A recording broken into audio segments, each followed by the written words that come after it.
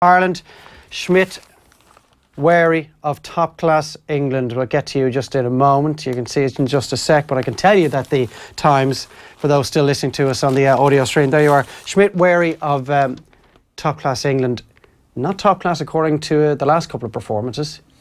No, and there's a little bit of criticism maybe the way Ireland play at times, and it's not always, you know, stuff that you're jumping out of your seat, kind of standing up, clapping, and some of it's fair-ish, but some of it's unfair in my opinion. But you look at England; they've been really bland in this tournament. To be fair to Eddie Jones, since he's taken over, he's gone on this incredible run. We stopped that run last year, denying them a Grand Slam. They won the championship, but they've been really poor. And are they as good? Are they gone backwards? Did they get to a point where now they're going to reverse a little bit? Well, I saw a quote from one English journalist saying Eddie Jones' part 2 of his development, or phase 2, is now square 1. So we'll get into that a little bit later in the show as to whether or not it actually is time for England to start worrying about or starting to search for the panic button, because we're getting a little bit too close to the World Cup for comfort from their point of view. What was it, 23 wins and 24 tests? I certainly By would. Saturday night it could be 3 defeats in a row. Yeah, it wouldn't be a panic button scenario for me. I think his selections need to change a little bit. Bit too much time particularly around 10 and back row. You've got the Indo. Yeah, the Indo, yeah. This is the one that kind of jumps out for me, and when I heard this result, I didn't get to see it. Kerry left chasing shadows. Dublin wallops Kerry on Saturday in the Alliance League, Football League, and down here, Tony Ward and Rory O'Connor, the best is still to come from this Ireland team. Schmidt wary that the dangerous England can dash slam dream. Of course, Cheltenham lucky 15. A lot of focus on Cheltenham this week. It starts tomorrow, the big tournament. Week of sports it is. The examiner I have as well, the Untouchables, Six Nations title delivered. Now for the Grand Slam.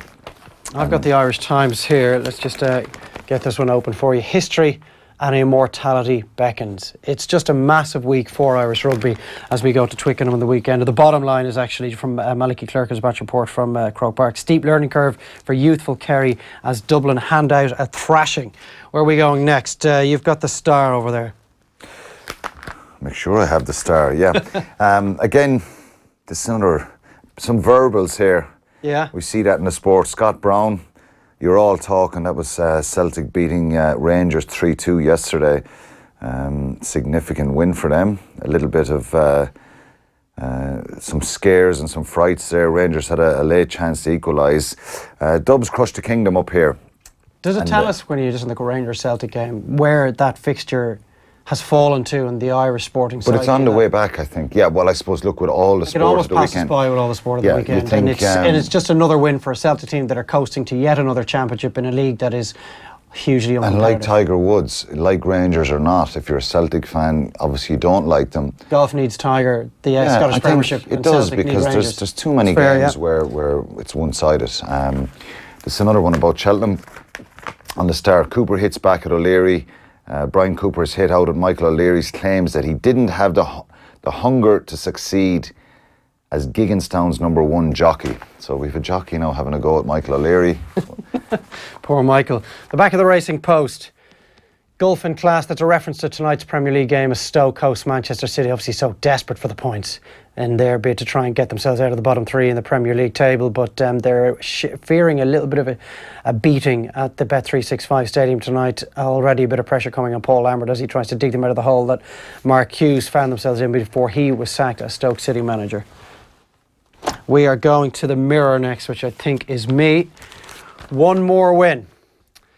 And that's all it will take for Ireland to seal their second Grand Slam in the last decade, and Joe Schmidt to go somewhere where he has yet to go as Irish coach. I saw one journalist this morning saying that, I think it was Eamon Sweeney in The Independent, saying that Joe Schmidt is now the greatest manager in Irish sports history, and Kerry slaughtered by the GA's beast from the east, while Limerick moved back at hurling's top table. You've already referenced that, Quinny, the fact that Limerick have beaten Galway to become the side that are going to be promoted from Division 1B. I don't think Galway will be overly upset by spending another season in Division 1B. It hasn't served them too badly over the last 2 years. It hasn't. They've won the league, they've won the All-Ireland and the Leinster titles, and they're going to be in a league quarter-final this time around. Yeah, and look, I think it's they were 8 points up at half-time, and you think normal service is taking place here, and then in fairness to Limerick, and they've shown that throughout this league campaign that there is a bit of a buzz there. There is a bit of a change. They need. I went to school with John Kiley, their manager. All right. I'm delighted for him. I didn't think he was that old. Excuse me?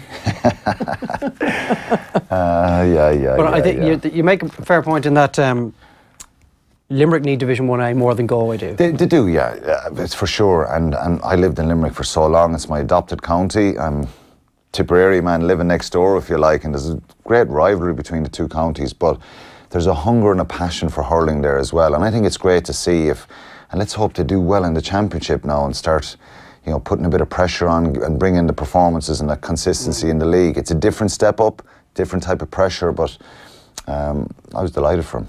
I think it bodes well for the Munster Hurling League, or the setup that will be the structure of the Provincial Championship Munster this time around. If you've got a strong Limerick, as we saw in 2014 when they won the Munster title, or was it 2013? Yeah, it was 2013, wasn't it? Clare beat them in the Munster semi-final. There's a different feel to the championship when Limerick are going well, because their fans need nothing really, very little encouragement to get behind them.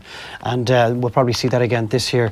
Jim livid, and it's something we might discuss when we're chatting about yesterday's Gaelic football later, absolutely slamming the CHC's decision, I want to make sure I got that right, to uphold the red card shown to Mick Fitzsimons and the one-match suspension that he received after that late tackle on Aidan O'Shea in the win over Mayo a couple of weeks ago.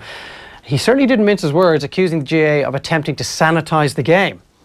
So when Jim speaks, most people listen. Often, a lot of it's not very interesting, but occasionally he throws a couple of bombs in there, as he did when he was speaking to the press last season after what he felt was unfair treatment for Diarmuid Connolly. So that's something very interesting from Jim Gavin yesterday. Obviously, he'll be pretty pleased by the fact that his Dublin team have demolished Kerry, and they've made it 5 wins from 5, joining Galway at the top of the table.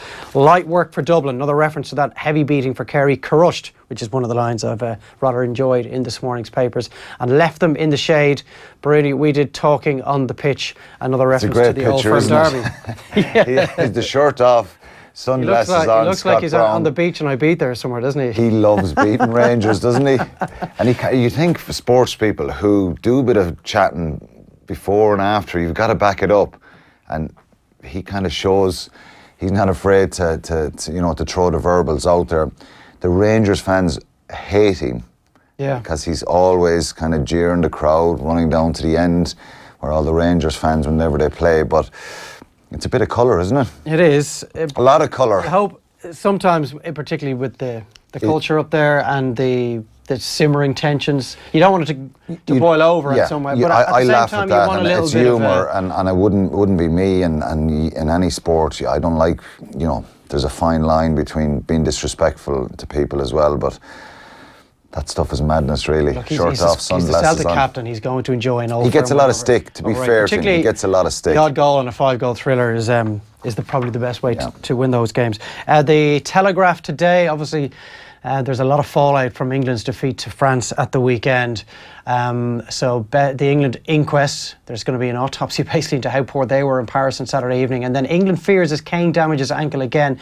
He's on crutches after injuring the joint for the 3rd time in 18 months. If England are going to have a decent World Cup in Russia, they need Harry Kane fit and firing on all cylinders, not like he was at the Euros, where he looked absolutely jaded after a long season with Tottenham.